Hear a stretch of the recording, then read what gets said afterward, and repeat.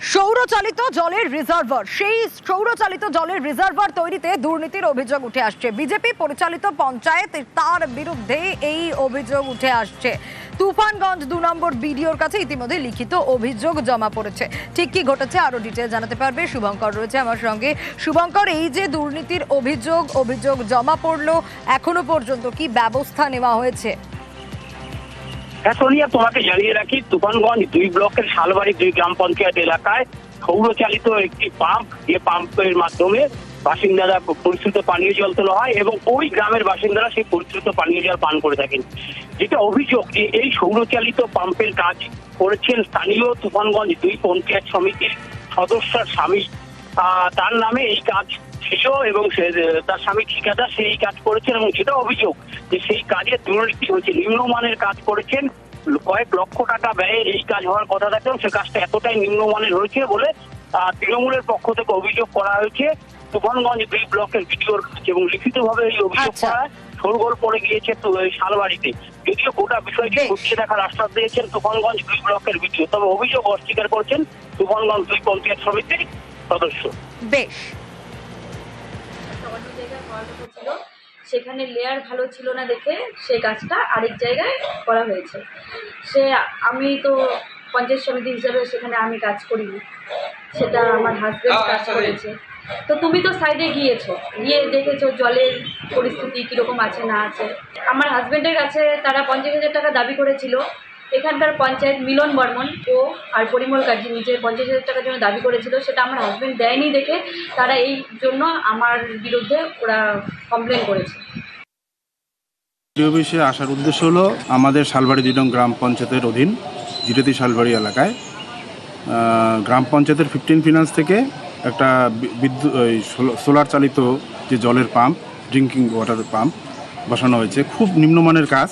দেখা গেল যে ওখানকার কাজের মান এতটাই খারাপ, এলাকাবাসী এবং বিজেপিরই একটা দল তারাই এই কাজের উপর ক্ষুব্ধ হয়ে বাজারে এবং দোকানে এটা নিয়ে সমালোচনা করে এবং আমাদের এখানে আসলে আমরা সরজমিনে সেটা তদন্ত করে দেখার পরে দেখি সত্যি কাজের গুণগত মান খুবই খারাপ। এপ্রিল মাসে সরকারি জমি জবরদখলের খবর দেখিয়েছিলাম আমরা নিউজ 18 বাংলা। নকশালবাড়ির এই ঘটনা, আর নকশালবাড়ির সেই ঘটনা সম্প্রচার হওয়ার পরই সেই জমি দখল মুক্ত করেছিল প্রশাসন, আর সেখানেই এবার শিলান্যাস হলো নতুন স্বাস্থ্য কেন্দ্রের।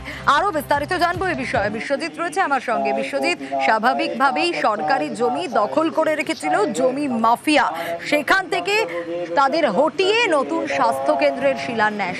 এলাকাবাসী তো খুশি নিশ্চয়ই? স্বাভাবিকভাবেই এলাকাবাসীরা খুশি, কারণ এই মনিরাম এলাকায় প্রায় 2.5 বিঘা জমি পতিত অবস্থায় ছিল এবং সেখানেই নজর ছিল জমি মাফিয়াদের।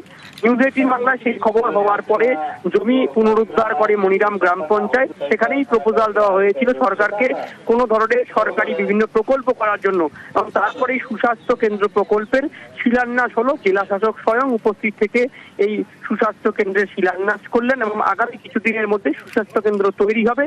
এলাকার বাসীদের স্বার্থে কিন্তু সুস্বাস্থ্য কেন্দ্র কাজ করবে এবং এলাকাবাসীরা খুশি, কারণ এজন্যই এতদিন তাদেরকে 4 কিলোমিটার দূরে নকশালবাড়ি গ্রামীণ হাসপাতালে গিয়ে চিকিৎসা সেবা গ্রহণ করতে হতো।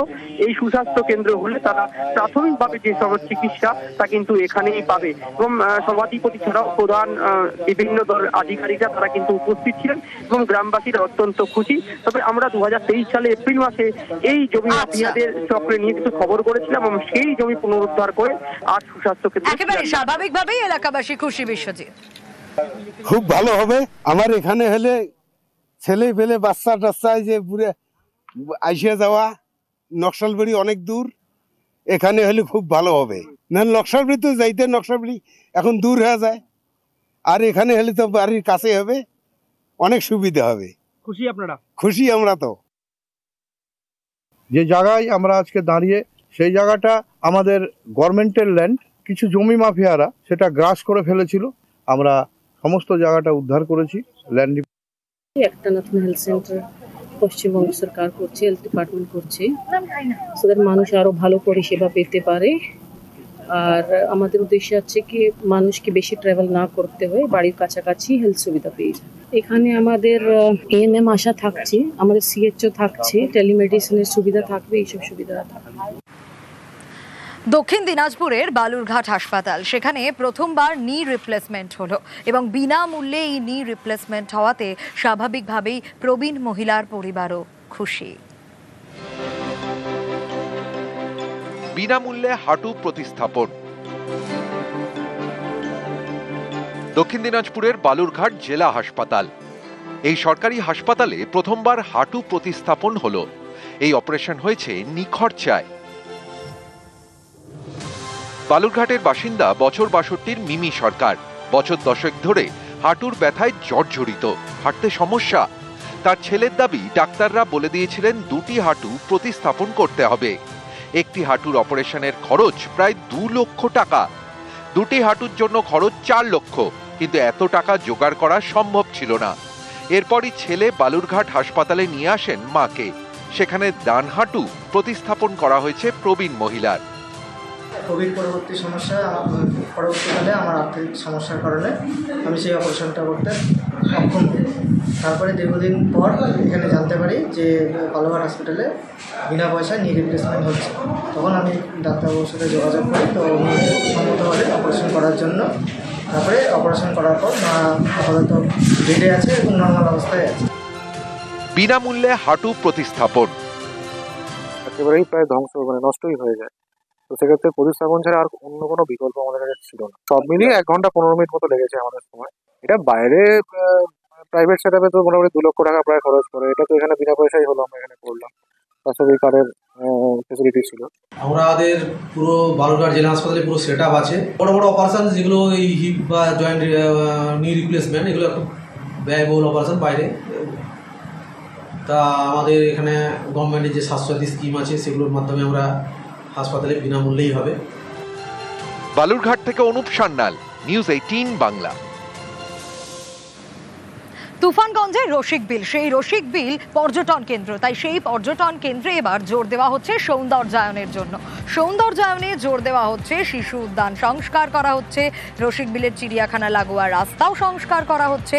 শুভঙ্কর রয়েছে আমার সঙ্গে। শুভঙ্কর, এই পর্যটন কেন্দ্র এভাবে সৌন্দর্যায়নের উদ্যোগে স্বাভাবিকভাবেই এলাকাবাসী খুশি। কত টাকা বরাদ্দ করা হলো? সোনিয়া, একেবারেই তোমাকে জানিয়ে রাখি, এই তুফানগঞ্জ 2 ব্লকের রসিকবিল পর্যটন কেন্দ্র, এখানে কিন্তু কোচবিহার আর আলিপুরদুয়ারের পাশাপাশি নিম্ন আসামের বহু মানুষ ঘুরতে আছে। ফলে এই এলাকায় পরিকাঠামোগত কিছুটা সমস্যা ছিল, সেই সমস্যা মেটাতে উদ্যোগী হয়েছে কোচবিহার জেলা পরিষদ। তারা সেই এলাকায় একটি রাস্তা সংস্কার তৈরি করছে, পাশাপাশি বিশ্রামাগার, পাবলিক টয়লেট, পানীয় জলের ব্যবস্থা সবটাই করছে। কারণ বহু মানুষ এখানে আসে, তাদের যাতে কোনো রকম অসুবিধা না হয়। এবং সব প্রকল্প, এই যে এই কাজ 57 লক্ষ টাকা, এই 57 লক্ষ টাকা ব্যয়ে গোটা কাজগুলো করা হচ্ছে বলে। ড্রিঙ্কিং ওয়াটার সোর্স আমরা এখানে একটা করেছি, যার এস্টিমেট হচ্ছে 19 লক্ষ টাকা। টয়লেট ব্লকের একটা পরিকল্পনা নিয়েছি। আদিবাসী উন্নয়ন দপ্তর থেকে একটা রাস্তা নির্মাণ করা হচ্ছে। একটা জলের প্রকল্প এখানে রানিং কাজ চলছে।